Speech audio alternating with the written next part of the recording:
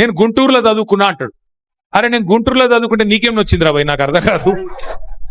అప్పుడు ఆంధ్రప్రదేశ్ కలిసి ఉండే. నేను గుంటూరులో చదువుకున్నా మళ్ళీ హైదరాబాద్లో చదువుకున్నా, పూనాలో చదువుకున్నా, అమెరికాలో చదువుకున్నా, నేను ప్రపంచం అంతా చదువుకున్నా. నీ లెక్క చదువు సందే లేకుండా తిరగలేదు. మీ అమ్మాయి నీకు చక్కగా తొగ చూపెట్టలేదు, నేనేం చేయాలి దానికి? నీ ఏడిపోయింది నా మీద. అవో వీనికి ఇంగ్లీష్ వస్తుంది అంటాడు. అరే నాకు వస్తే నీకేం నొప్పిరా నాయన, నేర్చుకో. నేను హిందీ నేర్చుకున్నా, ఉర్దూ నేర్చుకున్నా, రేపు అవసరమైతే గోర్మాటి భాష నేర్చుకుంటా. నువ్వు నేర్చుకో. నేను ఎవడ నాపిండా? నిన్ను అవుతున్నాడు ఎవడన్నా? నువ్వు కూడా నేర్చుకో. దానికి కూడా ఏడిపోయినా మీద. నేనేం చేసిన? ఇంకొక అంటే నాకు ఎక్కడ గమ్మత్ అనిపిస్తుంది అంటే, నేను ఆంధ్రాకి పోయి ఇంటర్మీడియట్ చదువుకుంటే తప్పట, కానీ ఆయన ఆంధ్రాకి వెళ్ళి అల్లుడిని మాత్రం తెచ్చుకోవచ్చట. ఈ అమ్మ ఇది ఎక్కడ కథ రాబోయ్. అందుకే ఇక ఆయన పేరు ఏం పెట్టినట్టుగా నేను ఇట్లా లాభం లేదని చెప్పి మనోని పేరుగా అల్లుడు భీమవరం కదా, అందుకే ఈయన చిట్టినాయుడు పేరు కూడా భీమవరం బుల్లోడు అని పెడితే అయిపోతుంది. యువకులు భీమవరం బుల్లోడు మనకు నీతులు చెప్తున్నాడు.